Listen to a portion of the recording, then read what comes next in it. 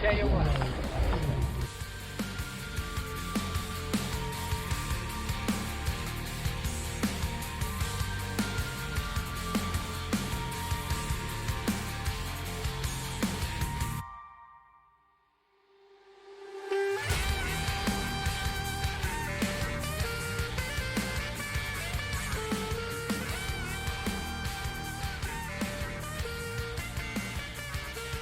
I still hate doing these intros by myself, and I don't think I'm ever going to get used to it. What's going on, everyone? Welcome to episode 128 of the Retic Lounge. I am Lucas, and I'm going to be riding solo today for our interview again. Nathan's not going to be here. I mentioned last week that he had some stuff going on, and he told me I could share a little bit. Unfortunately, Nathan had his grandma pass away, so he's in Vegas right now doing the funeral. And attending that, it was a really quick turnaround flight. He wanted to be here for the episode, but he had to get on the plane. And I told him, don't bother with the laptop. And so here we are. It's a new week. And today, with me flying solo, I figured that we would have someone on to talk about my favorite topic in reticulated pythons, which is locality reticulated pythons. And our guest is MayRay. MayRay Exotics. He's been a Patreon member of the Retic Lounge for a little less than a year. He got a pair of Mindanaos off of me, probably about 7-8 months ago. And that's around the time that he joined. By the way, he has that pair of Mindanaos available. We'll talk a little bit about that as well. I'm excited to have someone on who is an enthusiast for localities. I'm not going to talk too much about it now because he managed to get his hands on a very hard to come by line of pure locality retics, and when he scored them, I wasn't even jealous that he got them over me. I was just excited that he now has them. So we're going to jump into all the localities he's keeping, why he loves the localities, and just have a good time. And I don't know, maybe spark the debate of locality versus morph, or, a lot of people like to talk about which one's better. And for me, it's a no-brainer. I'm pretty sure for Mason, it's a no-brainer, but we'll have fun talking about it. Before we jump in and do that, I just want to give a huge shout out to our other Patreon members.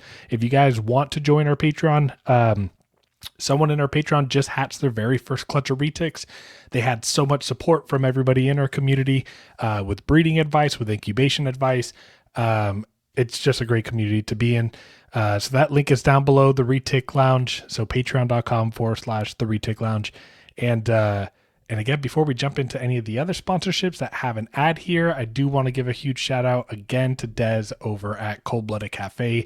Guys, if you are looking for great rodents that are clean, that get shipped on time, they go overtime getting those packages out, use Cold-Blooded Cafe, use our code Reptile Lounge 20, and on that first time that you use it, you'll get 20% off of your order. And if you're like me and buy your feeders in bulk, 20% off is a huge discount. All right, so without further ado, let's go ahead and get Mason on. Whether you've poured your heart and soul into your reptile business or you've just begun your business journey, AE Foundry has you covered with next-level expertise in graphic design, motion graphics, videography, photography, and so much more. If you've been dying for a new logo for your reptile business, motion graphics for your current logo, a new website, or need assistance making your video podcast come to life, then listen carefully. AE Foundry's mission places storytelling at its core. AE Foundry believes that a distinctive story and background are the driving forces that set your brand apart. In today's market, consumers seek more than just products. They crave a connection built on trust with the brands they cherish.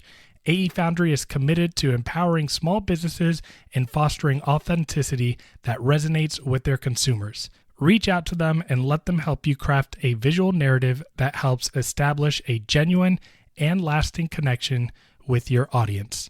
To contact AE Foundry, email them at aromero@aefoundry.com or on Instagram @AEFoundry.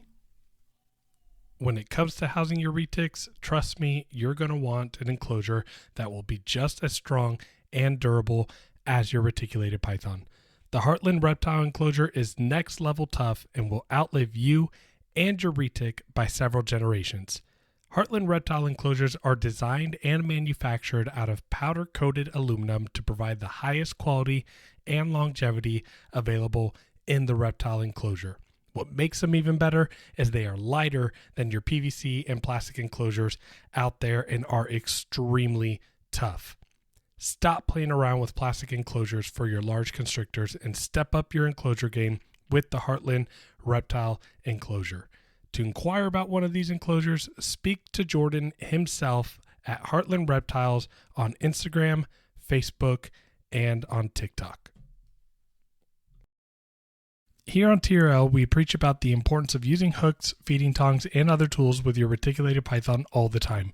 Animal Equipment by Stoney not only has all the tools you need for any snake you keep, but they have the absolute best hooks on the market.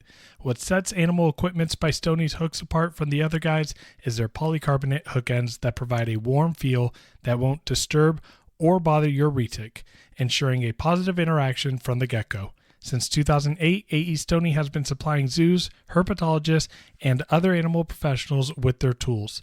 It's time for you to step your hook game up and buy an AE Stoney hook. To learn more and purchase one of their amazing products, visit aestoney.com. How you doing?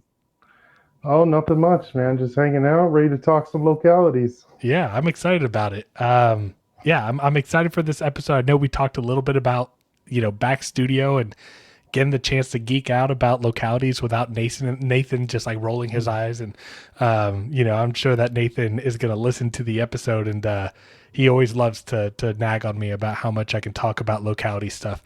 Oh yeah. Same with the morph guys, I guess, guys that are into, I was never really into morphs. So right. I don't have the same, people start talking morphs and I'm like, man, I don't know how to make this or that, or, people are like, man, yeah. Did you see that Motley Platinum Sunfire Tiger Purple OGS? And I'm like, let me back up and see what that snake would look like. Oh, it's orange. Okay.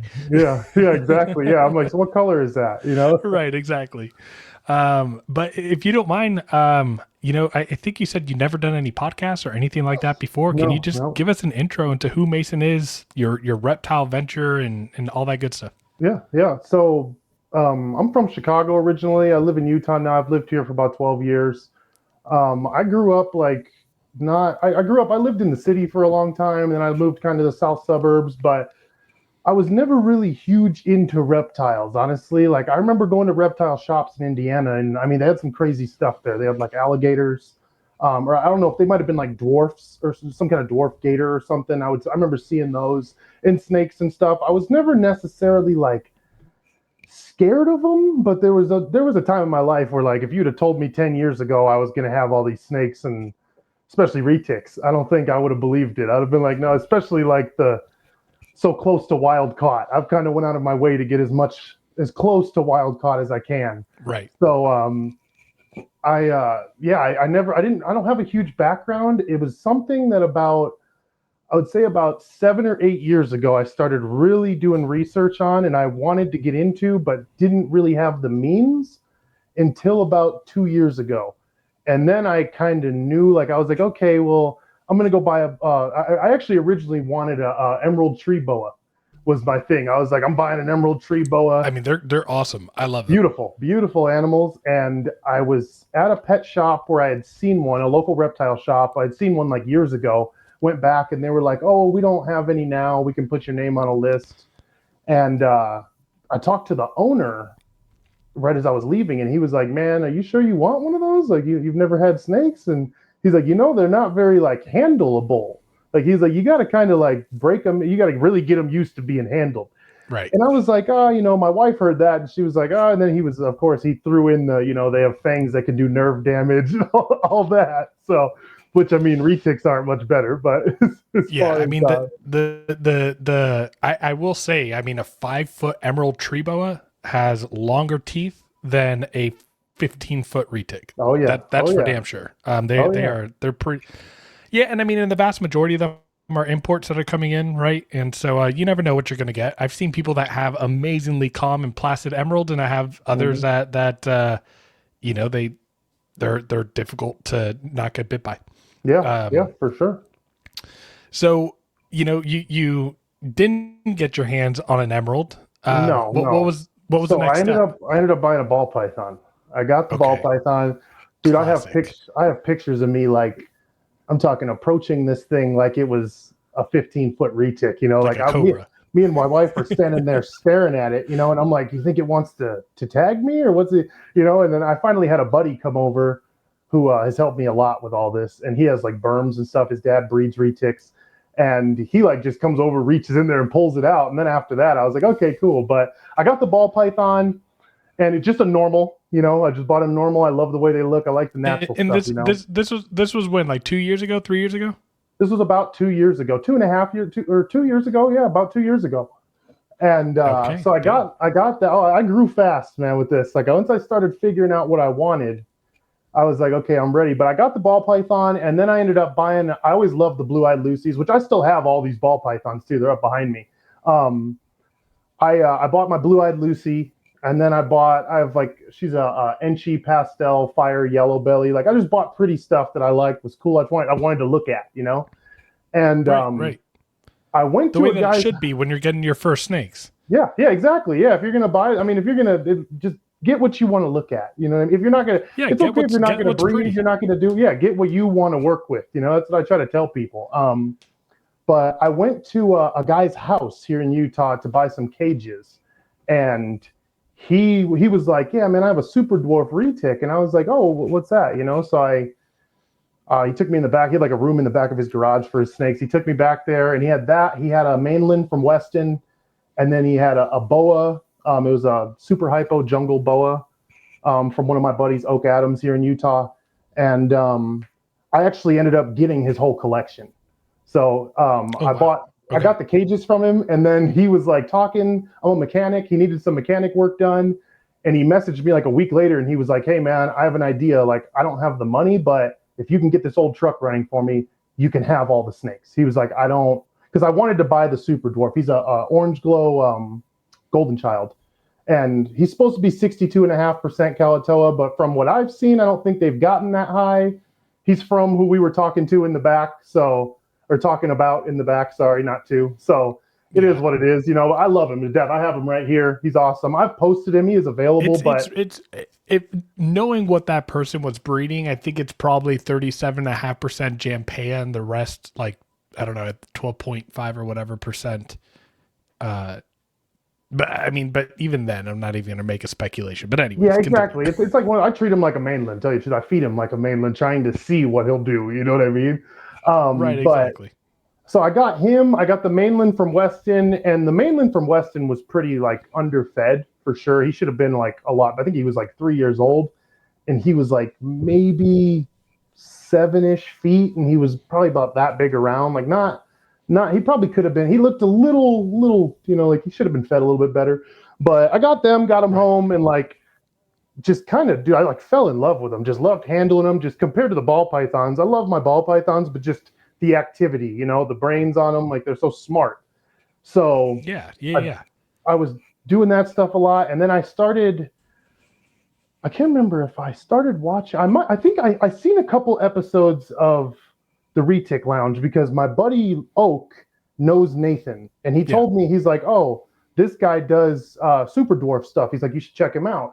So I think I like added him on Facebook, started watched a couple episodes, and then I started kind of looking at more retics, and that's when I got into the localities. So I started seeing pure Kalatoas, the smaller stuff, because my wife Right. was not a Right. snake person at all. Yeah. Yeah. No, She I was get it. just like I mean, her with the ball pythons, like I mean, and now I mean, she's over here helping me give Betsy shots and everything, like everything I need, But Right. he was not a snake person, so she was like, first it was like, "You're not going to start buying these huge snakes, are you?" Like, and I was like, "Oh no!" And every younger one I'd buy, she's like, "So how big do these get?" And I was honest with her about everything because I was buying like, first I bought a pure Kalatoa, which also I don't really have a background on. It's supposed to be an F1, but I just bought her because I mean she is very. I don't believe she's a pure Kalatoa, but I think she is a SD probably. Right. And there's nothing wrong with a pure SD either. You're going to get a small retic. Exactly. She's small. That's what I wanted. And I was like, you know what? That'll be like a good introduction into something more pure blooded. So I got her. And then that's when I actually, when I was buying her, is when I originally messaged you because I bought her from a guy named Michael Curry and his wife Angela. So that's actually how I Oh, found out that's who right. you were. That's right. That's how I That's found right. out who you were. And I had Yeah. asked you some questions. She's also from out, from he who shall not be named, but I Right. uh, Right. I ended up so I got her because it was a good deal, whatever. It was cool. I wanted to get into the normal retics, like the not no morphs and Right. stuff. I Right. was like, I kind of want to get away from it.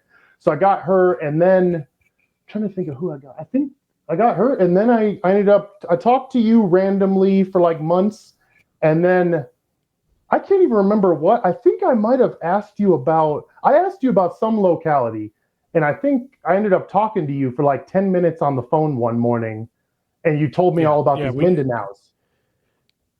I didn't know Yeah. what Yeah. Yeah. Mindanaos I know. were. Yeah. Typically, when people talk to me about snakes, it's either on my way to work in the morning or on my Yep. way home from work. That's typically Yeah. my phone call time. Yeah. But yeah, so I told you so what you had the morph retic that you got from the guy in Utah. Then you got Yeah. that pure SD, um, Yes. and then what were your next two retics the Mindanao? Yeah. Oh yeah. Yep. And then I got the Okay, Mindanaos, and so real quick before we go any further from the Mindanaos and like that, I want to pause real quick. Because you keep talking about like normals, right? And you're like, I wanted to yeah. see what like a Yeah. normal was, or like what. So here's the thing: I'm biased towards locality, so everyone knows that. However, um, there is if you ask the general public to look at a reticulated python and tell you what's the most beautiful variation of a retic, they're gonna go towards a morph. They're gonna pick the Oh yeah. purple albino. They're gonna pick Yeah. the purple golden child, or a mocha, or some like the anthrax or the golden child. Right? They're gonna Hmm. go with the morph. What even was it that, like, in your research as you were looking around, what made you decide, like, no, I want to check out these localities? Because I feel like a lot of people getting into this first time, and then when they start investing, it's generally not with localities. Yeah, it's not. No, it's not. I mean, most of my buddies are like, "What are you doing?" In the retic community. But um, honestly, it was MayRay, oh, give me 1 second. okay. All right, sorry about that. No problem at all. So I started. I think at this point I was on the Retic Nation. I was on Facebook and stuff, and I would see them all the morph stuff. Like I said, I just never. It like made my head hurt trying to figure out I think morphs are beautiful. There's a lot of morphs I love, but I don't. I should say because I love localities. I like morphs, But Right, right, I right. I seen people posting like the pure Kalatoas, the pure Kaiwatis, the pure Medus, all that stuff, and that's when I was like, okay, that's just what caught my attention. And also too at this point I was also going after a little bit more of the smaller stuff to get into it. So I was like, well, like we'll let's just start with that. So I started looking in. I know I talked with you a bunch randomly. I used to ask you all kinds of random questions, and like I said, there's something about looking at I look at them like I come in my room sometimes. I'll even just open my rack, and I'm like looking at the ternates, looking at the Mindanaos, even the Kaiwati I got from you. I'm like, man, this is what they look like in the jungle. Like it's Right, that's how I see it. I'm right, like, this is if I was in Indonesia right now on Kaiwati Island, this is what I would pick up. Like that's I just feel right. like it's It's like bringing the for wild me, into your home.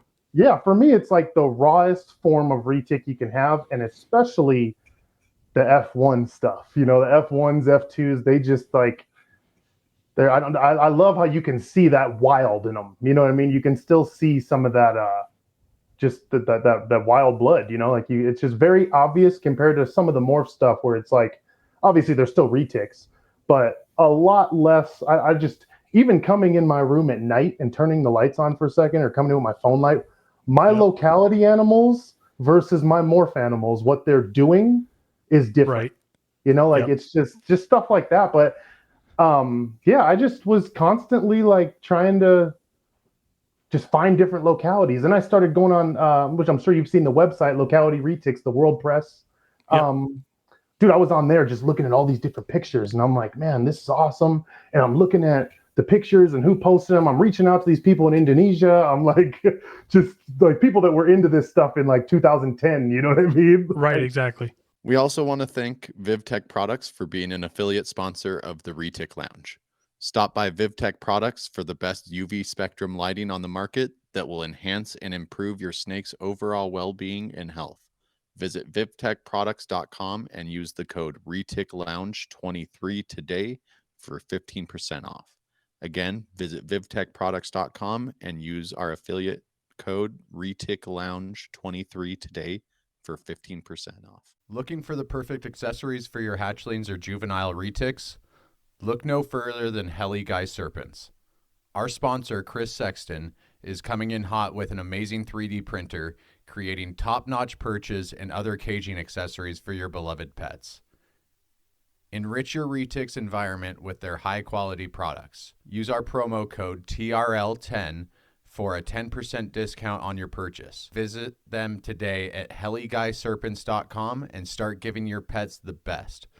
Heli Guy Serpents, the premier source for 3D printed caging accessories.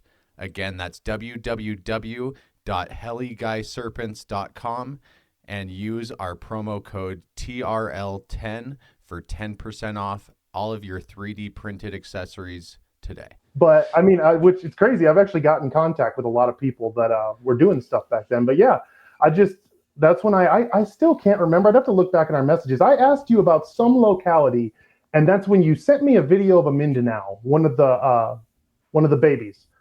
And I was like, man, those are cool. Then we talked on the phone, and I think I thought about it for like another day or two. And then I was like, yeah, man, let's do it. And in the midst of that, I also was able to get the Coyote from you as well. Oh, that's right. So that was like, I got all three at the same time. And which was awesome because I was like, okay, now I got, two more localities. Right. And I'm going to kind of just post up, like, here's one of the Mindanaos that you posted, and this is the female, right? Yes. Yep. That's the female.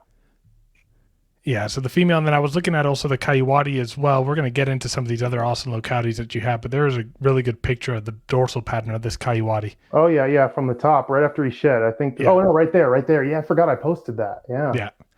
Yeah. So yeah, I mean, I just like, again, the small package right there, all just like, I mean, those are two, technically same species, right? But but they are very, very, very far from being similar looking. Yeah. Oh yeah. It's crazy, man. That's another thing with the localities I love, and it just really got my attention was all the variations, even some of these islands that are so close together, just the difference. I mean, there's so much stuff out there that we don't, I lose sleep at night wondering what's out there, what, between like sizes and just different looking stuff, but, like I said, right. when you sent me those Mindanaos, I was like, man, I've never seen nothing like that.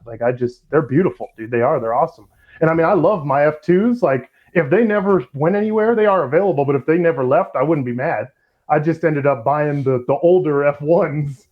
So I was like, well, I guess I don't need all of them, but. Right. If anyone is looking for a pair of F2 Mindanaos, Mason's the only one with a pair available. I don't have any more females left. So hit them up. But yeah, I mean, the Mindanaos for me always have a special place in my heart. Number one, they're extremely just rare. You don't come across the Philippines reticulated python unless they're in Philippine.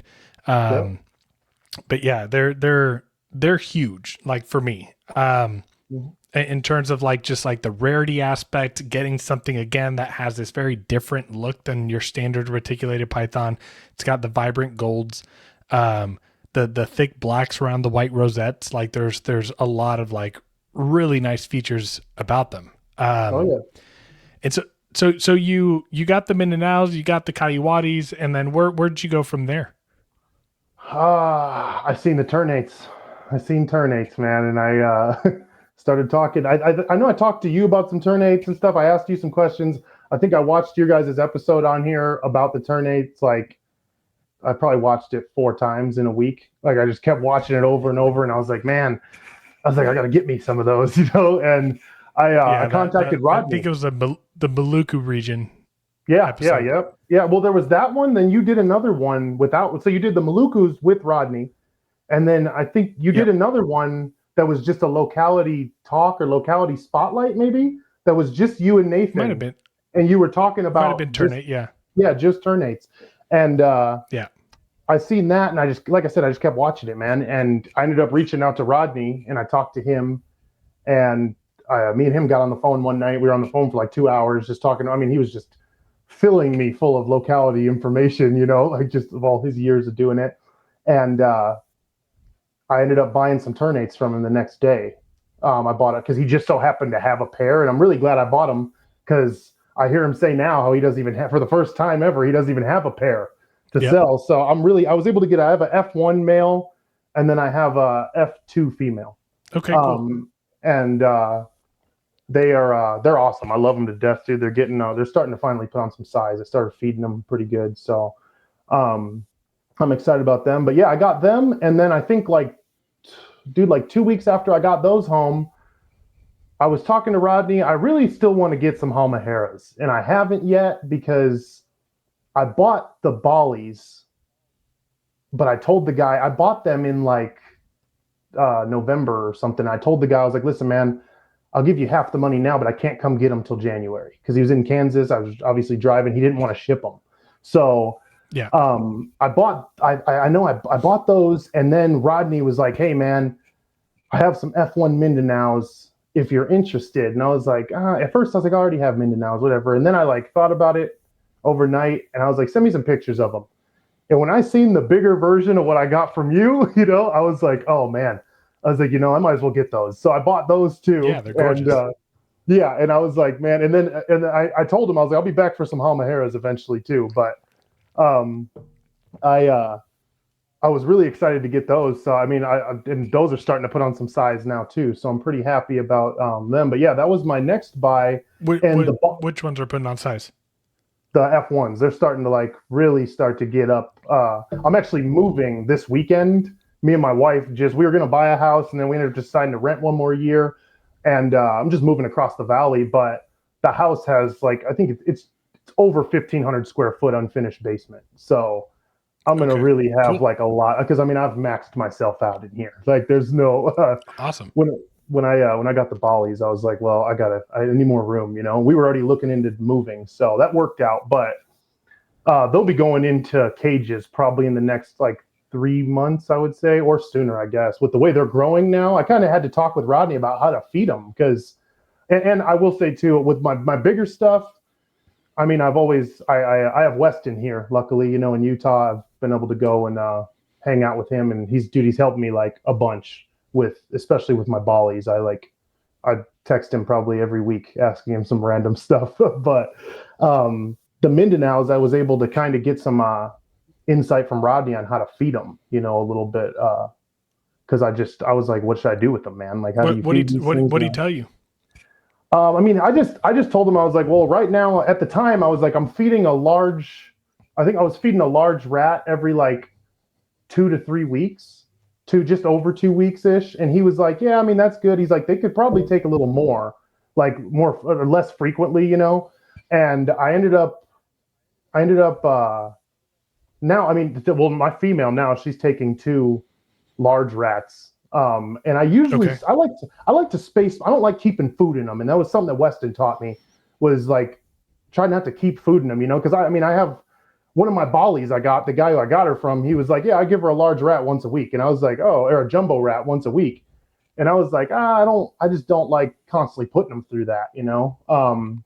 Yeah. So, and I mean, also too, when it comes to the the F1 stuff, they're a lot more, they're aggressive at that point. Like when I first got her, she was very aggressive. But yeah, Rodney like gave me the insight on like, hey man, you know, you could probably give them a little more. So start giving them more, and then I started noticing. I was like, okay, they're growing, you know, like which also helped me. Continue. Oh, sorry. Which also helped me with feeding the F2s because they're starting to put on some size. You know what I mean? So I was like, okay, now I kind of got a feel for what they want. You know what I mean? Or just how much calories they need, really, because all this stuff's a little different. Like I've noticed. Yeah.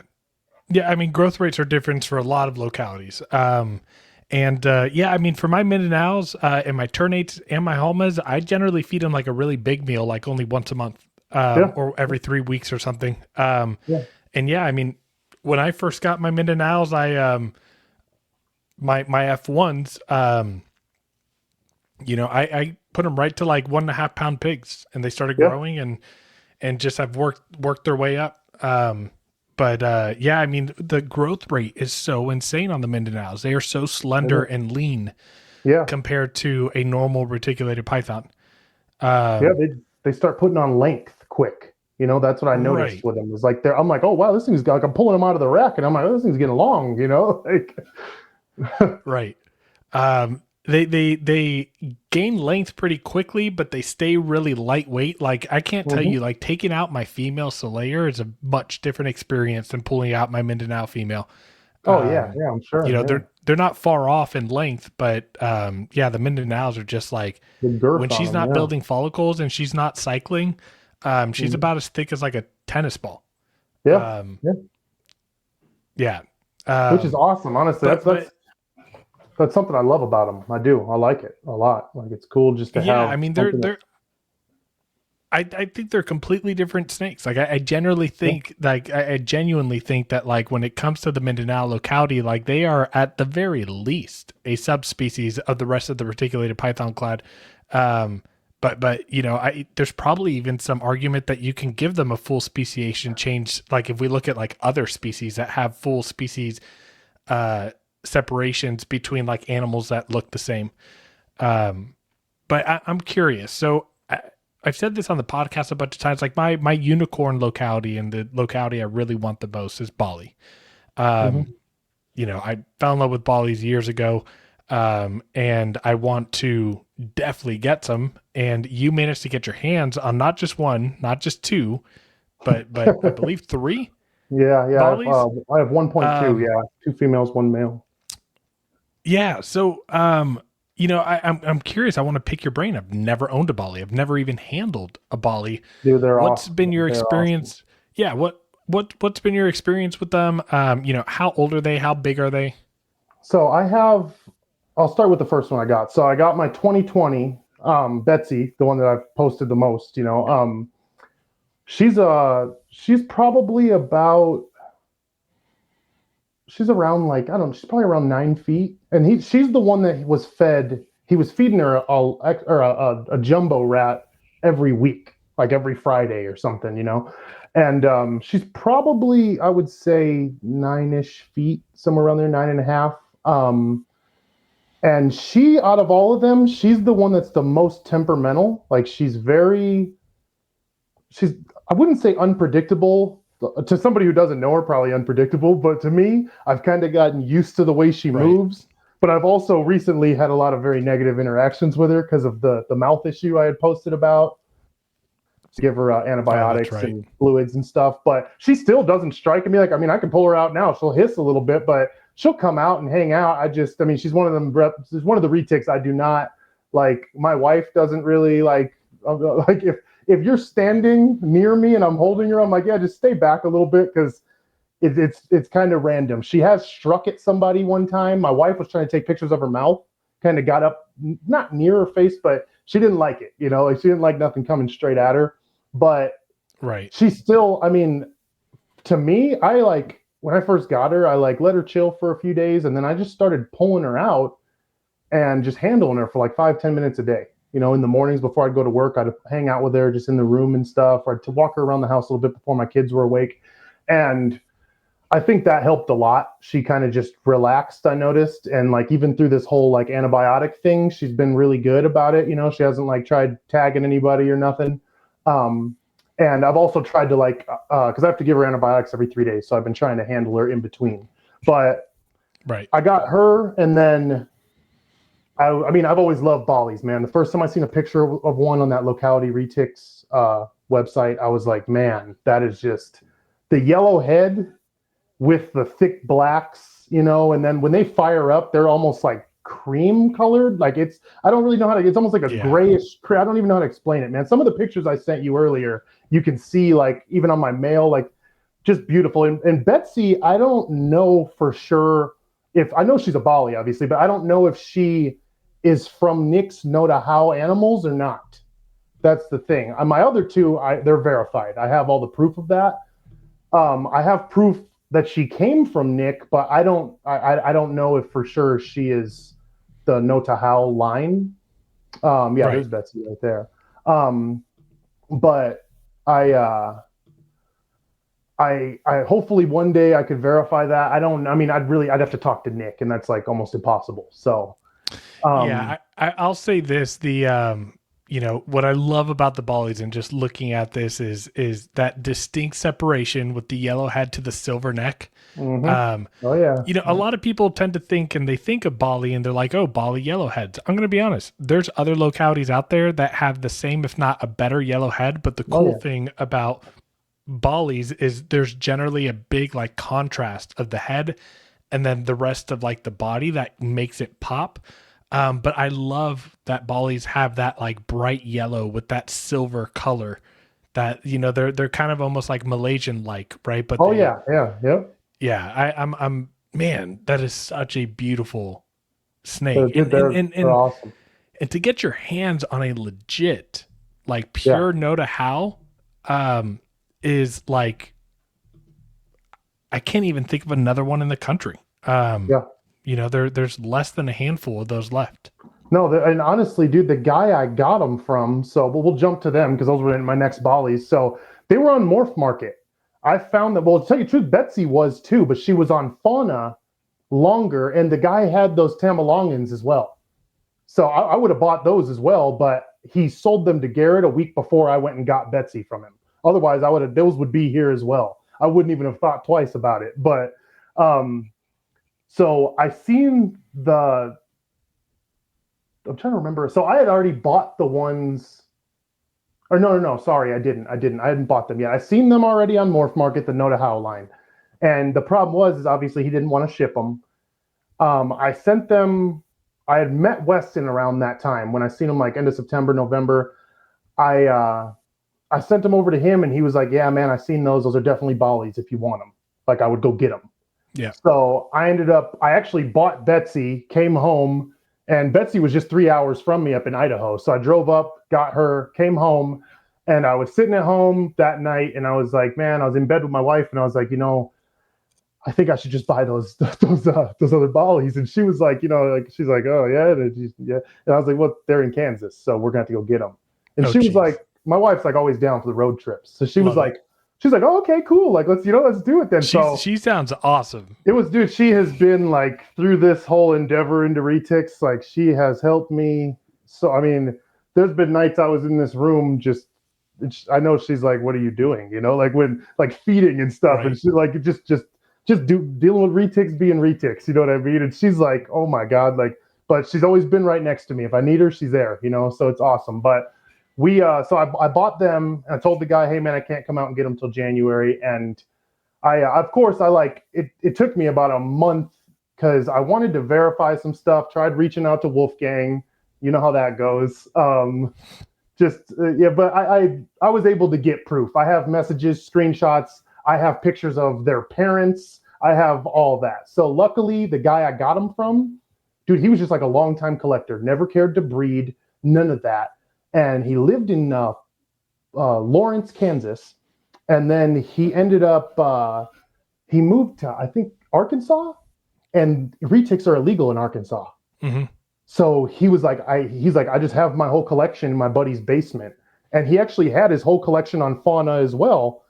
And I seen that. And like I said, I was like, yeah, man, I'll take them. I just can't come get them for a couple months. He was cool about it. Sent me a bunch of pictures of him in the meantime, videos. Every time he was cleaning them, was always like messaging me. Cool, really awesome dude. His name's Dave McPherson. He went by Highland Serpents. Okay, yeah. And, I mean, the name rings a bell. Yeah, he was super cool dude. Just had like a really cool collection of more. He had all morphs except for the Balis. He said the Balis were his favorite locality, so he just, when they were available, he bought them and he raised them up, dude. The male, he's about the same size as Betsy. He's about 9.5, maybe 10 feet, maybe a little bit bigger than Betsy. Okay. And then the female, she's about 14 feet. Okay. And I was a little nervous about bringing a 14-foot retic home, especially. Yeah, no kidding. They are supposed to be F1s, which I mean, from all I have is the messages from when he bought them. So they're supposed to be from the last wild caught Know-to-How Balis that were in the U.S. Okay. That's the story I was told. And I mean, he's actually supposed to be sending me, like he told me he has a bunch more messages between him and Nick. So hopefully I get those as well. But I mean, like I said, I have pictures. I even have a picture of Nick holding the male, or sorry, the female, the mom. So that was cool. But yeah, I was able to, I went and got him last month, which I think I posted in the Discord, here and there. Oh yeah, for sure. I couldn't wait, dude. Like I could not wait to get him. But the female, dude, she is a puppy dog. Like literally, she just, when I opened, I had him in a bin first. So I drove out to Kansas. I stayed in Denver one night, and then I stayed in Topeka, hung out with Jordan. One night, me and Jordan went to dinner with my family and stuff. Jordan from Heartland Reptiles. And the next morning, I picked up the Balis and I drove. It was actually on my birthday. I drove straight back to Utah, 15 hours. Hey, that's a great birthday, man. I mean, oh yeah. Mind you, I have my wife, my 7-year-old, and my 9-month-old daughter as well. So it was, and I mean, luckily my 7-year-old son loves traveling. My 9-month-old daughter did great. And I mean, what kind of vehicle you guys have to put this big ass snake in a bin with all the kids? I had him in the back of the Denali. I just bought some really good bins that locked, and I actually bought her cage from him as well. And so I had an 8-foot cage in an enclosed trailer behind us, and just our clothes, random stuff, you know what I mean? But I had them in the truck with me, but I just made sure they were in good locking bins, and then plus I taped them shut as well. The female, I guess I also had my pit bull too. I don't go anywhere without him. So I had him as well in the back with his dog bed and the snakes in bins. And the dedication, I love. Oh yeah, I had to, man. I had to. I couldn't. I was dead set on getting those snakes when I seen them on Morph Market, man. I had to. I was told a while back by an old mentor of mine that when a locality retic pops up, right, and it's a rare locality, you do not pass on it. Like if you're a locality person and you see the opportunity, it might be the only opportunity you have at the time, for the time being that you're in the industry. Right? Yeah. Oh yeah, for sure. And those animals that you scored, if anybody else would have gotten those Balis, you would have been doing what I'm doing right now, which is the waiting game for someone to produce them. Yeah, exactly. That's my thing. Is I was like, man, I'm gonna have to wait for somebody to make some more. And another thing I thought about, I was like, what if somebody like Dave gets them again, and they don't even care to breed them? They just want to have them. You know what I mean? There is a lot of retic collectors out there that just buy stuff they don't ever care to breed. You know what I mean? Like him, he was just like, yeah, man, I just raised them up and I love them, but he's like, I just can't have them anymore. Exactly. But yeah, I mean, dude, that drive home was by the time I pulled in my driveway, I was like, man, I still have a lot of work to do. I was like, I got to get this 8-foot cage in my room. And I got to clean everything. You know what I mean? I was like, I have to figure out some type of quarantine setup, luckily I prepared to an extent. I also as much as you can on a short notice turnaround of having to get animals. Exactly. And I also talked with this guy a lot. He sent me lots of pictures of his collection, and I trusted a lot that his stuff was healthy. He hadn't brought anything new in years. I think his youngest retic was 6 years old. You know what I mean? So I wasn't worried really about anything. I asked him hey man, have you ever had mites? He's like, no, not any, not in years. So I was like, okay, cool. So that was it was easier for me to not really worry too much about any crazy quarantining, but I still was like, man, I'm a weirdo about treating cages and stuff for mites if I bring any cages in, especially. Right. So I was like, man, I just, dude, I think I pulled in my driveway, 2:00 in the morning, and it was on a Saturday night or Sunday morning, I guess. And dude, I don't think I finally got everything clean. And I remember I was so tired. I was like, man, I hope these snakes aren't pissed off after being in these bins, like, For real. because it's just me and my wife, and I'm like, listen, I was like, if this female gets active with me, just get out of the way, like I was 100%. don't try to grab her, don't try to do nothing. I was like, because I'm gonna be laser focused on getting a hold of her head, like I was like, that's all I can do if something happens, dude. I opened that bin and that snake came right out into the palm of my hand, just like she just like came out like she had been with me her whole life. Yeah, she's like, what's up? Yeah, I gave her a quick soak because they were both going into shed too, so I was also like nervous because of that.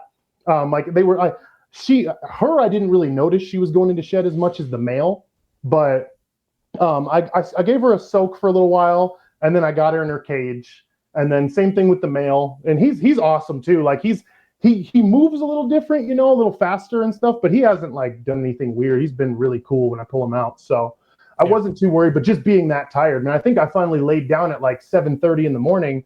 But I mean, my room was like destroyed. I had like cages, like I think, dude, I had like all my cages face against the other wall just so I could drop that big cage down. Like it was just a mess. But I laid down at like 7:30 in the morning, and then I was back up in the room by 9:30 in the morning because I just wanted to go look at them. I was like, I wonder what they're doing. So, Right. Man, what a rush. It was just like pure adrenaline just running. Right. And like my wife too, she was like up with me. She's like, well, what are they doing? Like what do we do? I was like, oh, we're just gonna leave them alone. They're both going into shed.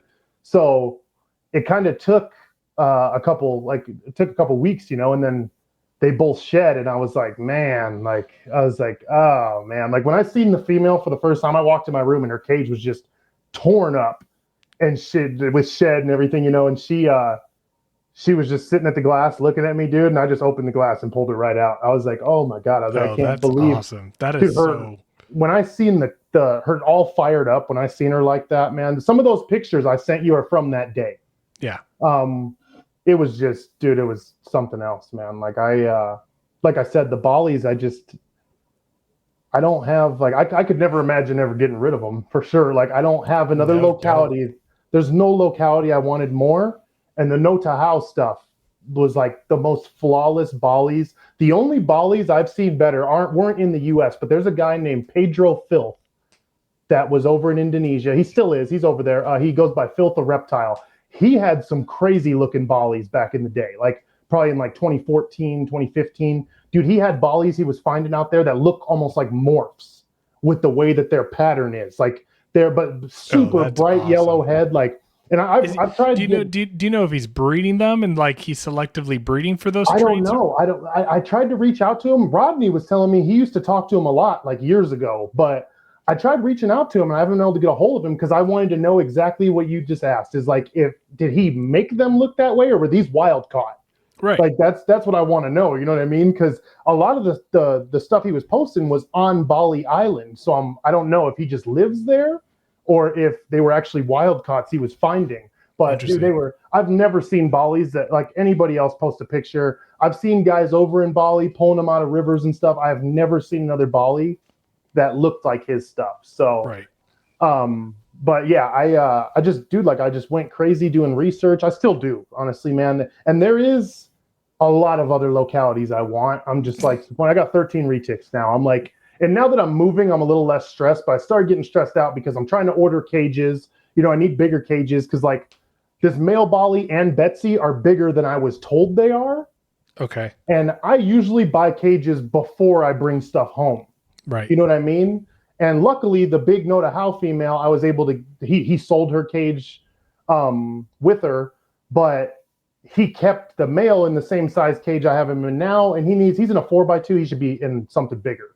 4x2x15 is what the dude had him in. And I just so happen to have a T10. So I was like, I was like, that's fine. But he needs something bigger. So I have some cages being done now.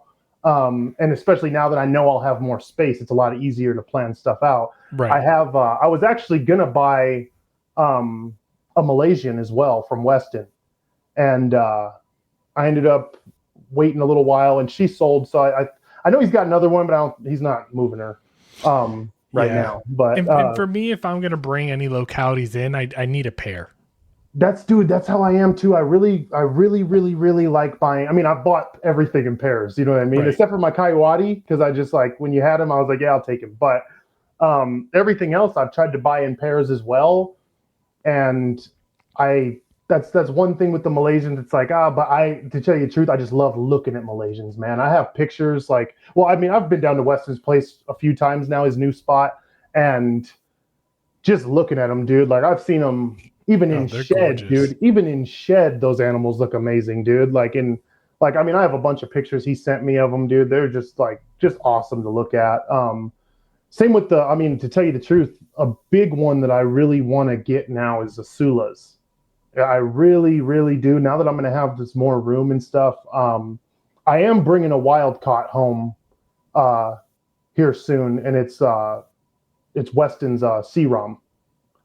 Okay. Yeah. Because I mean that's the only thing I've seen with I mean that thing's got a yellow head, yellow head. I mean that's Dude, a great Saram type. Oh yeah, it's a beautiful looking animal. yeah, and that thing is just when I just actually was talking with Weston like around the time when I first met him, and I was like, hey, do you know anybody working with these? And he was like, well, I have the last one that anybody like knew of being imported or is still alive or anything. He's like, honestly, he's like, I got it from Nick, and I talked with him a little bit about it and stuff, and he was like, well, why don't you come down and see how I handle it and see how he acts and stuff. Because I told him, I was like, honestly, man, I'm not afraid to deal with a wild caught retic. I understand you're dealing with a wild caught animal. Like if you can somewhat understand how they think and keep that in your head, that this is not something that you're going to treat like a pet. You know what I mean? Like that's Right. just what it comes down to. I told him, I was like, honestly, my biggest fear is hurting the animal on accident. Yeah. I'm not as worried about myself as possibly hurting the animal. That's like what comes first for me. Right. So, I mean, Weston was cool enough, man. I went down there on a day where he was cleaning everything. So he was pulling everything out.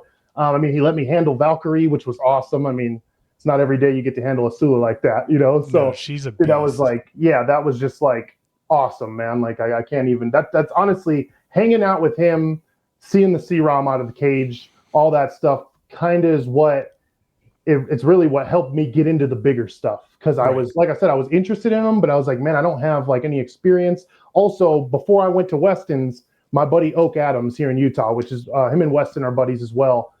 He has a pretty large collection of retics as well. And that was the first, he has like he's got a lot of morph stuff. He has some Sulas as well. And he let me handle one of his like 16, 17 foot morphs. I was helping him clean one day. And that was kind of like, I sent Weston the picture and he was like, oh, cool. Like he was like, how did Oaks go? You know, I told him I was over there, sent him the picture and he was like, yeah, man, we'll have to schedule a time for you to come hang out and we'll pull some of the big stuff out, you know, some of my big girls. So like I said, that was awesome. And I mean, he's honestly helped me with a lot just as like a mentor as far as how to like I was saying earlier, just how to feed the Balis. Really, I was like asking him, I was like, how should I be? And he kind of just broke it down for me. Like, hey, man, I was actually telling somebody in the Discord the same thing today that he told me. He was just like, man, like pay attention to, you know, when you feed them, how active are they after? When are they urating? When are they pooping? When like, how fast are they growing? You know what I mean? He was like, you're gonna have to watch the animals, man. Like you don't, because I mean, I didn't raise them up. The guy I got them from, he was only feeding guinea pigs, but he was feeding her like he just told me, he's like, I fed her 3 of the biggest guinea pigs I could find. Oh man! And I was like, dude. And guinea pig for retics is like crack, man. Oh they yeah. Those things. And I was like, man, I've never fed them, but I've seen a lot of people that do. And I was like, man, I hope they'll take rabbits. Like that's all I could think. I was like, because I've seen like some that just like don't they don't, I mean, like they get used to eating one thing like that C-ROM, he won't eat nothing but chickens. He will not eat rabbits. He will not eat anything else. He will, like Weston told me, he's like, dude, he only eats chickens. Like, you know, like obviously frozen thawed, but still he's like, you just throw a chicken in there with him. Like that's all he'll eat.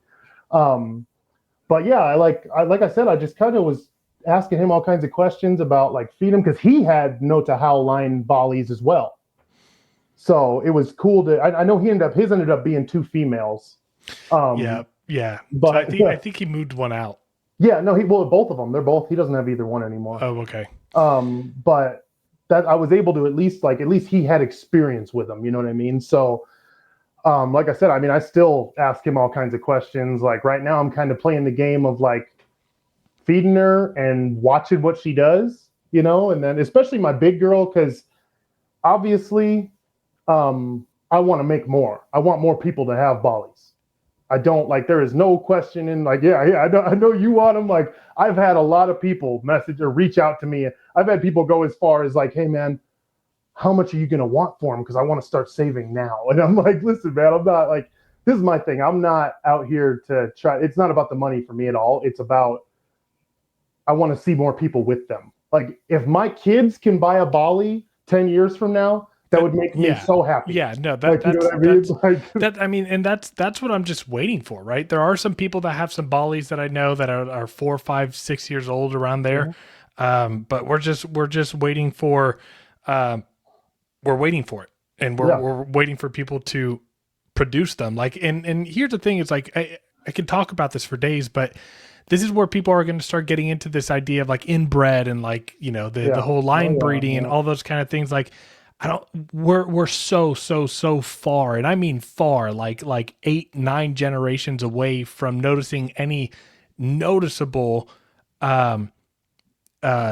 inbreeding depression, right? Like we see it a lot more rapidly with morphs because morphs are already mutations, which means there's something already genetically flawed with the animal. Exactly. So we exacerbate it by just inbreeding and line breeding, those type of things. But when it comes to having an F1 or a wild caught or an F2, and you take animals back to each other that are from the same original wild caught pairing, you can do so much good work with them for a long time. So, Well, the nice thing is too, is so the way I look at it is if I could produce with my 2018 Noda House, I can produce a clutch with them, and then I could take one of those males and breed it back to Betsy. And that's what I was that's what I was telling you is like I want you to make pure Noda How. Oh yeah, I want you to make I want you to make F2 Noda Hows, and then take the female or take the male over to the other one, and then you know that way you can tackle it from both situations, right? You can do a pure Noda How line, and you can, because you're going to be producing F2s, you look at all the babies, look at the phenotypic expressions that you're working with, and you can hold back the animals that you want to continue to excel in that direction. Yep, exactly. And so I think that's really important, to be able to like, you know, selectively breed and line breed for like these really particular looks within a line. And you know, if you do that with the Noda How line, you're going to be the only person who is single-handedly being able to keep that line from dying. So that's a huge honor that you have that ability to do that. Tell you the truth, it stresses me out because I'm like, man, I hope I could do it. Yeah. Yeah. No, I mean, I got faith in you. I think I'll be good. I mean, worst case scenario, if you fail like 5 years in a row, just send them over here. I'll give it a try. Right. Yeah. I mean, I feel like with Weston's help, I think I'll be okay. You know what I mean? He's just steered me in the right direction of what, and he's like super busy. And dude, he has been like awesome. Just there's sometimes I'll text him stuff and I'm like, man, I hope he's not getting tired of this. And dude, he'll like send me so much information and through message back. I'm just like, fuck yeah, man. Like, you know, like I'm like that. It's like, you can't buy that information. You know what I mean? It's like, if you have somebody that's willing to tell you that, and just last month I hit him up and I was like, hey man, I was like, I want to pick your brain about some stuff. You think I could like come down while you're cleaning one day or something? He was like, yeah, man, come on down. And we can talk. Like it was awesome. Just, it's cool to have somebody like that here. Oh, without you know what I mean? Like it is just like, I'm really, really happy I met Weston, and I just ask questions, man. Honestly, like I think that's the most. He's a great person to have as a mentor. Awesome dude, man. He's just awesome. The thing is, I love about him is he's just straight up about everything. You know what I mean? He's like, hey man, this is what it is. This is what it was. I was also able to kind of undo a lot of the Nick and Wolfgang mystery talking with Weston. He was able to just tell me like, hey man, this is what happened. This is why everything is the way it is, and it is what it is, you know, because I mean, he bought all of Nick's animals, you know what I mean? Right, so exactly. Really nobody, I don't think anybody in the US, well, at least, I don't know, maybe anybody in Retics has had more contact with Nick at the end, especially than Weston. You know what I mean? So it was really awesome just to. It's cool every time I go down there, man. It's awesome just to sit and talk with him and stuff. And like I said, he's a busy dude, so it's really cool that he makes time. And I mean, he's got like a crazy passion for these animals, as you know. I mean, you've known him longer than me. You know, it's cool to have somebody like that here in Utah. And then, like I said, I have Oak as well. He's been keeping for a long time. He kept boas for a really long time, but he's been into retics for a long time too. And I don't think he's never bred retics, but he's bred boas. He bred berms. So I mean, he's got a lot of insight on stuff too. You know what I mean? Like, oh, absolutely. I love, and I mean, I know, like, I used to message you on Facebook all the time, just asking random stuff. Cause like, I mean, I don't think you could ask enough questions. If I'm going to ask somebody, I'm going to ask the guys that are doing it. You know, right. I mean, I've seen you like just with all these localities constantly, your name constantly popping up in pure locality stuff. And that's why I was like, I mean, even when I was buying that SD that I have, I was like, well, you know, like, the guy told me, Michael, he was like, yeah, just reach out to Lucas. Yeah. And that's the thing is, it's just like, it's been awesome, man. Cause like I've been in a lot of, before I was into reptiles, I did, a drag race for a long time, street race specifically. I used to own a performance shop here in Utah and stuff. And like, that was a lot more, I mean, I'm still a motorcycle mechanic. I work on a lot of race bikes, and it's like, people don't want to give information, man. Somebody's so scared that this guy's going to make more money than him or start doing what he does better. And it's like, I had to learn. I never went to school for this stuff. My dad builds custom motorcycles. I just learned from listening and paying attention, you know? So like, right. Being able to actually message somebody on Facebook that I have never met, never talked to, just be like, hey man, this is what I keep. I seen you post on Retic Nation in 2016. You had some of these. What were your experiences with them? And dude, I've had like, people just give me all kinds of cool information, man. Like, I've talked to all kinds of random people. I mean, I don't know if you know Blake Graves. Yeah, of course. Yeah, so I've been talking to him lately just because like I've seen his Sulas, his Malaysians, just the stuff that he was doing. And I was like, man, and I didn't even realize my buddy Oak, his Sula is from one of Blake's reed line animals. So like I had no idea, but just talking, and then I talked to Weston. He's like, yeah, that animal came from Blake. But I talked to Travis Warren. Talked to him quite a bit. I just, like I said, and on Facebook, a lot of people don't know it's me because my name's not my name. So, yeah, my name on Facebook is Mike Larry because I'm just not a big Facebook guy. So, like, if it wasn't for retics and marketplace, hold on, that's me. So Mike Larry is me. yeah. I didn't know that. Yeah, dude, a lot of people don't know that. Bro, I've been talking to you as Mike Larry on Facebook. Yeah, for like almost a year. And I had no clue that was you. That's over a year. That's blasphemy. Yeah, like a lot of people don't know that's me, dude. So I'm like, that's not okay. You're a Patreon member. I feel like I've been talking to you on Instagram and Patreon, and Mike Larry is someone else. No, that's me. That's me. And it's funny. You know what's funny is I like thought about it. I was like, man, I wonder if Lucas even knows that's me. No, like, I was thinking about it. I was like, I wonder if he even realizes that I'm the same guy. Because like sometimes like I don't know if Rodney did it first, and then I like me and him were talking about something on Facebook one day, and I was like, yeah, man, I try to tag you when I do like my Turn 8 Tuesdays or something, and I think he was just like, cool, man. Like I don't think he realizes it's me either, to tell you the truth. But I'm gonna have to call him and let him know that is hilarious. Yeah, I don't. He might, but I don't think he realizes that's me. Hold on, I'm on my. I'm looking at my phone right now, and I mean, just like I'm just looking at our damn freaking conversation. Oh yeah, dude. I mean, I used to December, January, stuff. Yeah, like November, October. We're talking every month. Oh yeah. After I've sold you, animals, not knowing that this is you. Yeah, I was messaging you left and right. I was like, man, because like I said, you were the first locality guy specifically that was just doing the locality stuff. I think I want to say I asked you about Solayers at one point, because by the time I had gotten in contact with you, your Solayers were gone from that Solayer clutch. That Solayer clutch sold in 6 weeks. It was insane. I was like, man, God, I wish I like, because I've seen Solayers and I was like, man, because dude, some of those have a crazy yellow head. Oh, like, dude, that whole clutch came out phenomenal with the yellow head. and that's something that I've seen with them. And I love the yellow-headed, dark-bodied snakes. Yep, You know what I yep, mean? Like yep. if I look at like a Sunfire, they're awesome. Shane Casillo stuff, I love them. But nothing's like seeing that yellow head fade into the, like just it really makes it blow up. I got a image I'll pull up right here of your Bali that I'm obsessed with, and it was talking about that yellow head that goes Yep. directly into this distinguishable silver. So in my opinion, this is what gave Bali the whole like yellow-headed like reputation, because there was such a stark contrast from the yellow head to this vibrant silver, to where the yellow is like the darker, right?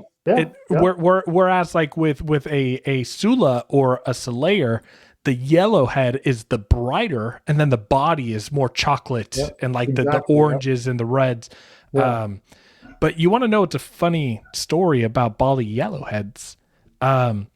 If you go to Bali, you're going to find probably more retics that don't have yellow heads. Oh yeah, you go to like, especially in the Northeast, it seems like northern Balis typically have silver heads that match the bodies. Some of the southern stuff gets yellow heads, but a funny story is that back when these animals were being imported, there was a snake magazine that came out, and on one of the pictures of the snake magazine was this Bali yellow-headed retic, right?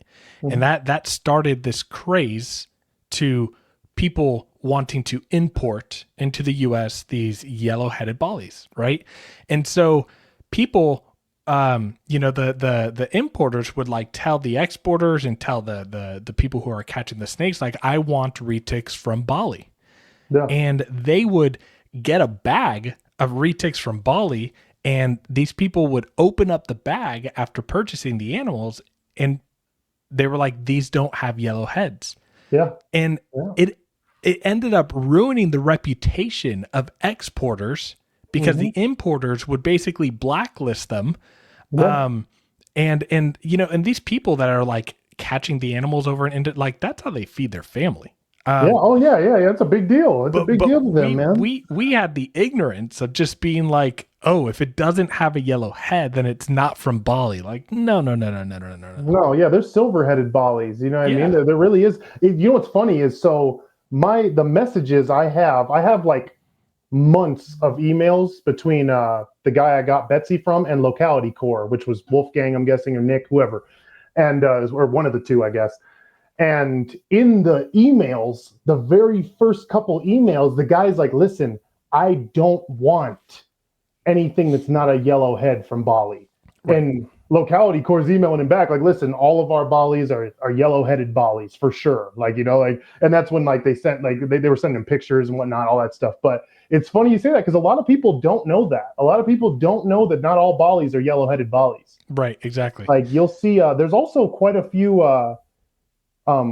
morphs that have been found on Bali as well. I don't remember off the top of my head what they are, but reading Glenn's book, he talks about it a little bit. I was going to say, I could open it up and look. Yeah, rather than that, let me just give Glenn a plug and say, if you haven't bought the Complete Reticulated Python, you need to buy it. Also, if you want a free copy of the Complete Reticulated Python, join our Patreon. We are doing a giveaway soon. Shameless plug there. But not all of them have yellow heads, and obviously it's a trait that's very well admired. And I think the yellow head is an easily inheritable, selectively bred trait. I mean, I took a tiger to my ocelot. My ocelot is obviously ocelots have super yellow heads. Took it to a tiger female, and the tiger was 25% Bali. She had a decent yellow head. Obviously, the ocelot had a really yellow head. Man, some of the updated pictures I get out of that clutch, the normals and the tigers that were produced have the brightest yellow heads I've ever seen. Yeah. I want people to start to focus on that.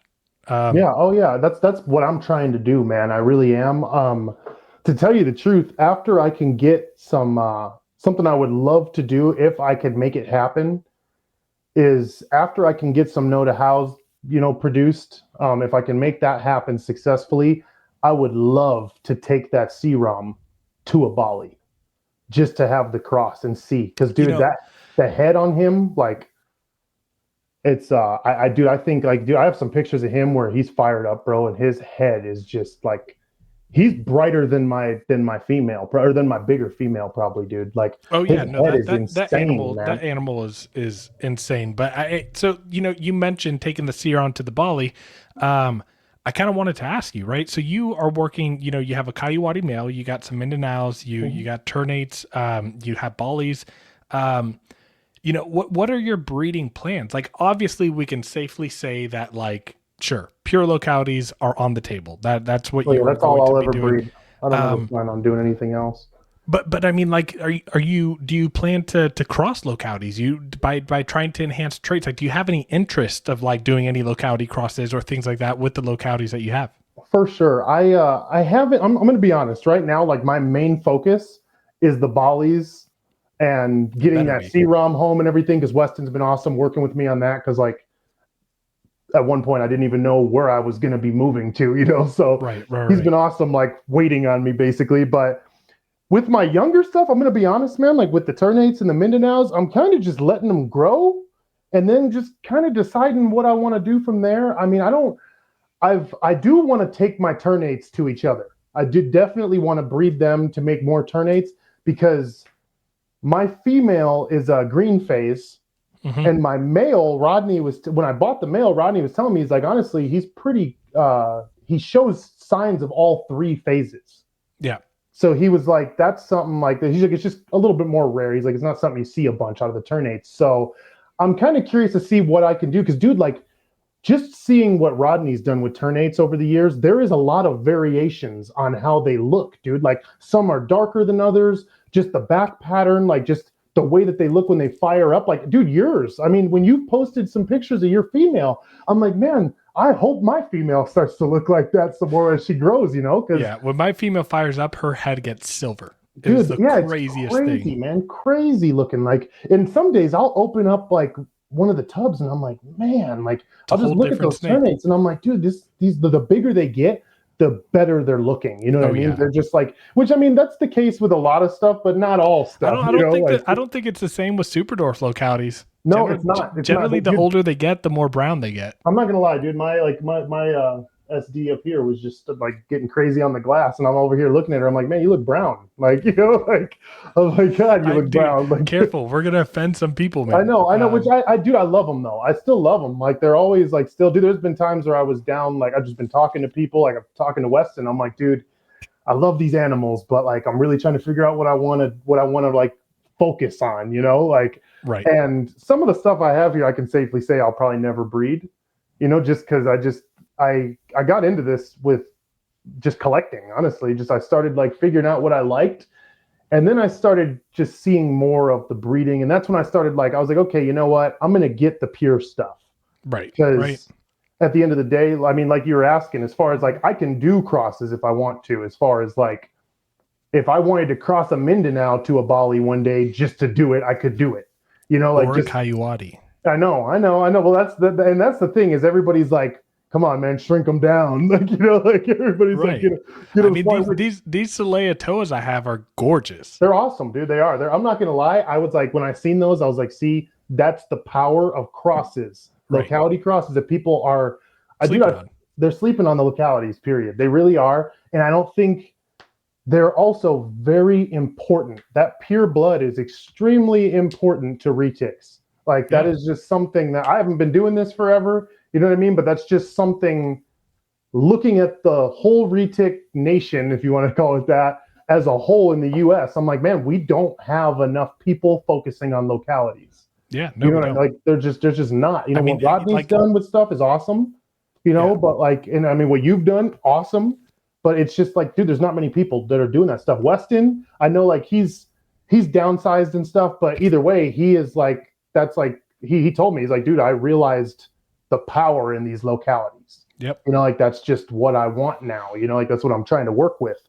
And I do too, man. I see them and I'm like, man, like I said, there's just, the morphs are beautiful. They're cool. There's a lot of times, I mean, at least 3 or 4 times a week, I show my wife like some morph and I'm like, look at this thing. Like, it's just a crazy looking, it looks fake. You know what I mean? Like I seen some of Jake Klotz's pieds that he produced back in the day. They're like they look dreamsicle insane. or something, or orange. They're orange, dude. And I was like, man, that thing looks fake. Like that looks like, it doesn't even look like a real snake. Like it's living. Yep. You know what I mean? Like that type of stuff. It does. It gets me excited, but not the way a pure locality does. Like I see the pure locality stuff and working with them. Like I said, dude, working with F1s, F2s, they just keep you on your toes, man. I mean, I out of all my retics and everything, about 70-80% of my collection is F1 or wild caught.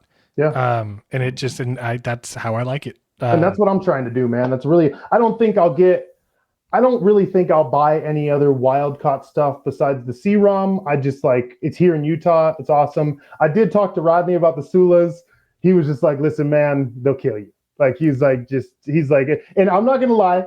And be honest. And if Rodney sees it, it's fine. I was a little hurt. I'm not going to lie. I was like, man, I was like, he doesn't even know me, man. He's talking to me like that. Like, I understand it's a wild animal, you know. Did I not say that on the you Discord? Said it in the Discord. I said No, it to you someone. did, yeah. Oh, this was after I talked to Rodney, and I'm not gonna lie. I was just like, I was in my feelings, man. I was hurt. I was like, man, Rodney. I was like, I'll drive out there, bro. You don't want to sell them to me? And I understand. Well, this is the thing. I messaged Weston. I was talking with Weston, and he was just like, listen, man, having 3 animals like my wild caught male, he's like, fuck all that. Like, he was just like, dude, I promise it's not worth it. He was like, you don't want those animals, man. He's like, he's like, dude, yeah, they're Sulas. He's like, as much as I want to see F1 Sulas produced, he's like, I don't even want them. Yeah. Like, he was just like, dude, I mean, I hope somebody gets them to go, dude. I really do, because I want some babies from them. But, yeah, I did. I think someone did buy them or is working on buying them. I know. I'm not gonna say his name, but yeah, hopefully he can get them to go. Yeah, I hope so, man, because I know Rodney's given it some good tries. I mean, dude, the clutch he got with him went to shit, the whole thing. But yeah, and I mean, I hope somebody can, because it's just like, for me, that's where, like, I'm like, listen, like, I understand they're like killers, but somebody's got to make it happen. You know what I mean? Because we don't have any, like that's just, I mean, you don't see people working with them like that, man, especially wild caught stuff. You just don't. I don't know what else is out there. I mean, obviously Weston's got his mail and stuff, you know what I mean? But I don't know what else, as far as, like, there is a guy here in Utah. I was actually just able to verify it is real. And Weston originally told me about this guy because he bought some stuff from Weston when he was downsizing. But Dr. Baylor actually works with this guy at the Venom Center, and he has a 20-foot wild caught Sula in his basement. Oh yeah, Weston was talking to me about. Yeah, he does. Weston told me, he's like, listen, man, I've never seen it, but I was able to verify with the vet that she's like, no, he does. He definitely has that animal. That's awesome. So I was like, that's cool, but he's another just collector, man. He does not care to breed. Oh yeah, there's a dude that has he's got like 6 Madus. Never has bred them. They're like 20-year-old wild caught animals. And they're never going to see the light of day in the breeding industry. It's so crazy, which, I mean, is cool. It is cool. It's just, yeah. With me, I mean, you're the same way. With us loving these localities the way we do, I'm like, bro, just one time. I'm like, just make one. Hook me up. Just one time, so the right person can get those babies, raise them up, and then make some more. You know what I mean? Like, exactly. Please just do it one time. You know, that's like my thing. Is I'm like, man, dude, like I said, I've spent, dude, even on fauna, I've spent hours just like searching Bali, searching, C-ROM, just searching random localities, to the point, like, dude, one night it made me sick. I found some guy from like Indonesia posted on fauna. He must have been like an exporter, or maybe it was an importer here. I'm not sure, but it was somebody it was a foreigner, you know what I mean? And he had posted a list of animals that he had to be imported. And dude, I'm seeing like all these localities for just like $250, $300. And I'm like, oh man, I'm like, dude, what happened? Right? Well, dude, and I'm to the point, I'm not gonna lie, man, I've messaged guys that posted stuff on fauna in like 2014. And I'm just like, hey, like, just random threads. I've messaged these guys. I'm like, hey, do you know what happened to these animals? No. I've gone down that rabbit hole for the last 6 years. Dude, it's so hard. The amount of people that I've messaged, the amount of people who don't respond. Oh yeah, yeah. You know, it's I've been down that rabbit hole. Which is why, when you came across those Balis and the Noda Hows, I was like, damn, dude, that's a hell of a freaking opportunity. I was blessed to get those home, man. I was like, I couldn't believe it. Like, I was like, man, they really are that. Like, you know, like, because Weston was like, listen, man, they're definitely Balis as far as lineage. Who knows? And then the dude started sending me the messages between him and Wolfgang, him and Nick, like him and just, I was like, dude, these are real. Like, I was like, these are 100% legit, you know? And that's when I was like, man, I got to go get them. But like, it's hard, dude. Like, I haven't found a single other locality that, like, dude, I've looked for Javas. I've looked for, like, I've asked, literally, I've gone out of my way to ask Rodney. I'm like, hey, what all did you have? And do you know who you sold them to and who they sold them to? And like, you know, like all this stuff. I'm like, and he's like, dude, there's not a pair of Javans. There's not a pair of Cerams. There's not a pair of Ambons. There's not a pair of Borneos. I only know of one import Borneo. That was in that person who we talked about and don't mention his name. It was in his care, and I'm pretty sure the animal's dead. Yeah,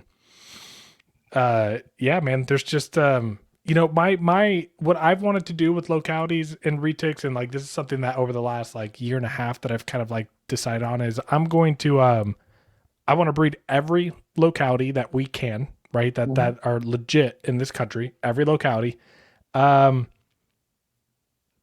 then after that, I'm going to keep my favorite locality Malayo Python reticulatus, my favorite locality Jampionus, and my favorite locality Saputrii. So I'll just have like 3 pairs. And then I'm just gonna, after that, like, I'm gonna keep those 3 pairs and breed them a lot less often. Y'all are gonna hear a lot less from me. Like once I breed all those localities and everything, that's like my stamp. And then after that, screw you guys, I'm out of here. That's kind of just like what I plan to do. Yeah, which, I mean, that's like where I'm at as well. Like, I don't have anything that I truly like need to breed besides the Balis. The Balis, I'm like, this is like, I need to make that happen. Yeah, you know what I mean? If you said there's nothing you need to breed, I was going to correct you. I was going to say no, the Balis, I need like those. That's why like that's really my main focus. Like, all this other stuff is growing up still. You know what I mean? I got time. You know what I mean? The Balis, I'm like a little more like, I'm like, I really want to make this happen sooner than later, because I want to, like I said, man, I want to see them out there. It's not about, oh, I want to breed them so I can tell somebody I want 10,000 for a pair. I don't care to do all that. Right. I just want, like I said, if my 7-year-old son right now could buy a Bali 10 years from now, if he wants to, a pure Bali, that's like my goal. You know what I mean? Like, I think that would be like just awesome, just to see them, just to see these localities live on. Come you know back what I up. mean? Yeah. And what's great is one clutch. That's all it takes. One clutch, 20, 22 babies. That's all it takes to reestablish. Yeah. Oh yeah. If I could crack off 20, like if I got 20 healthy babies out of them, dude, I would be like ecstatic with that.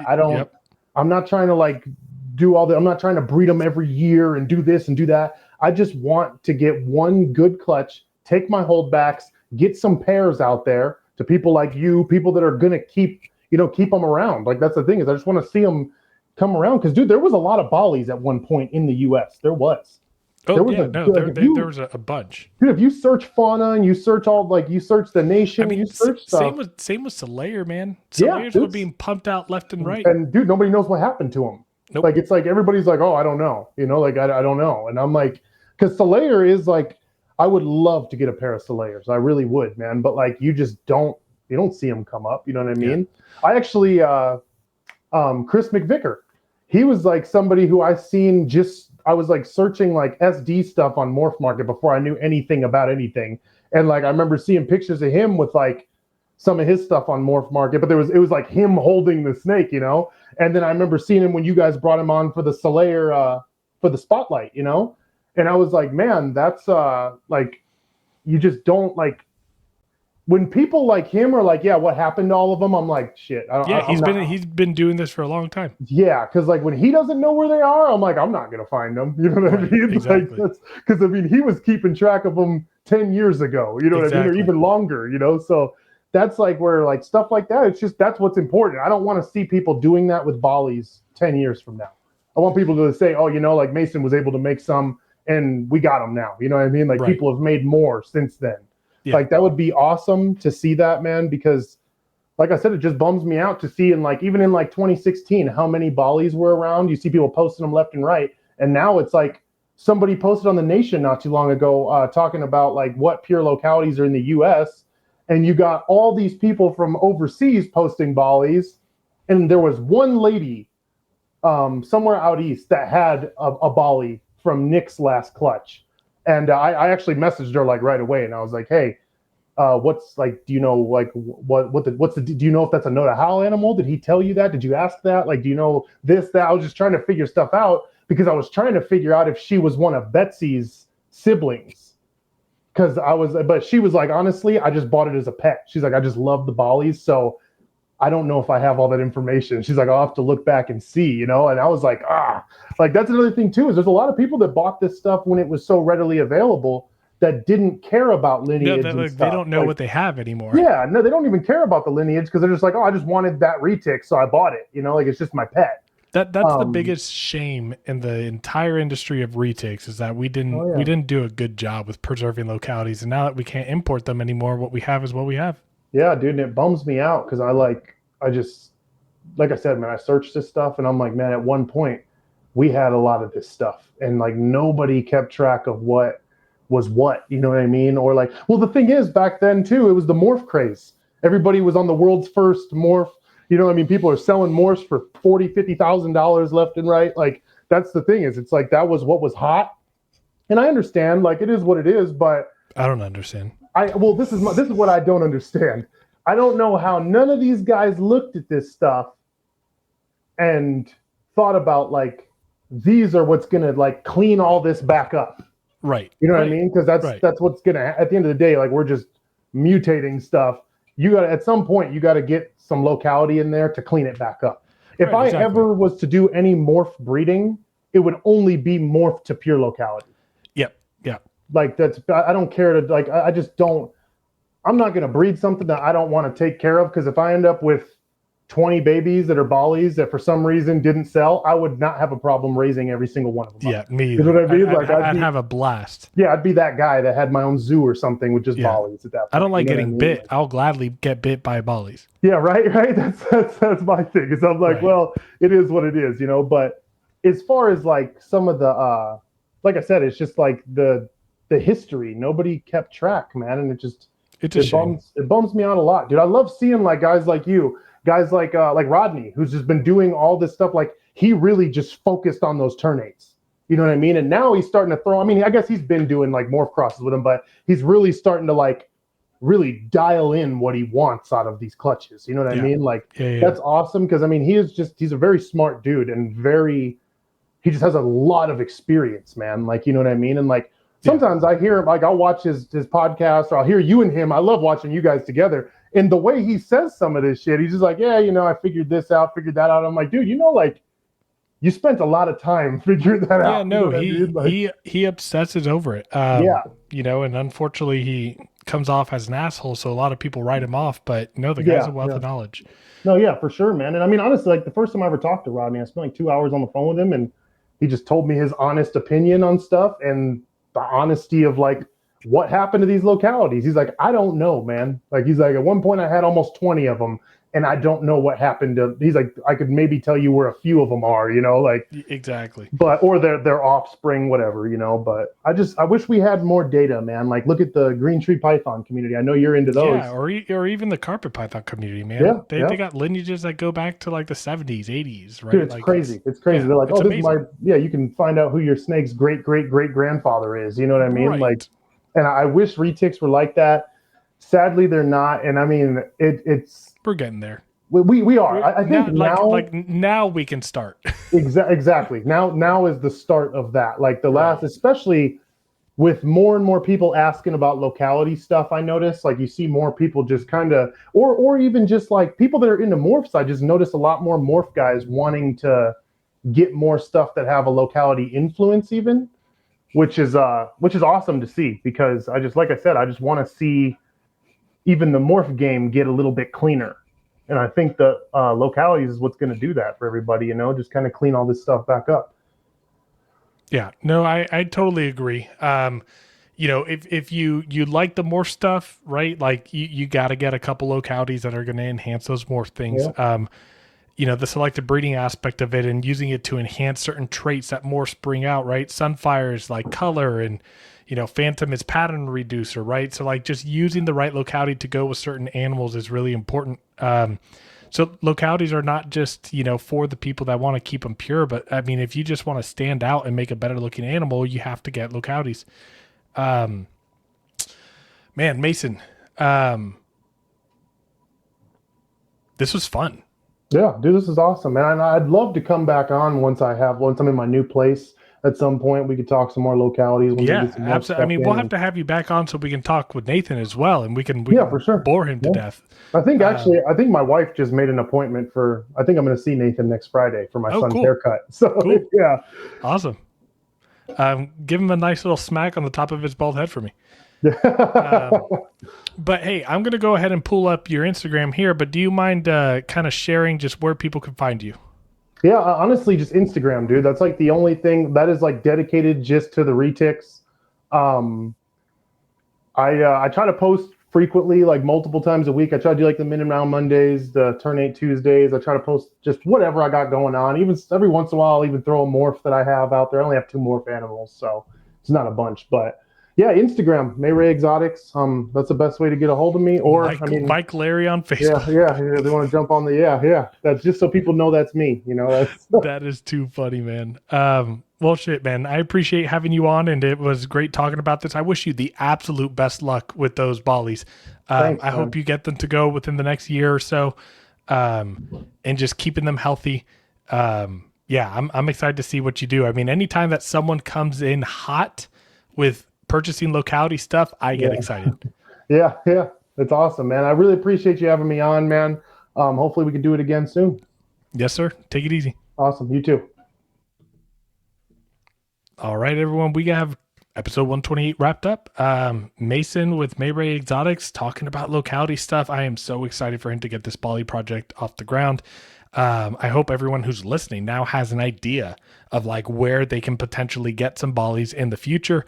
We don't count our chickens before they hatch, let alone before pairings and introductions happen. But we got a good hopeful future for Balis. So on that note, again, as a reminder, if you want to join the best reticulated Python Discord out there, that is that link down below, patreon.com/the Retic Lounge. And we will see you next week on episode 129.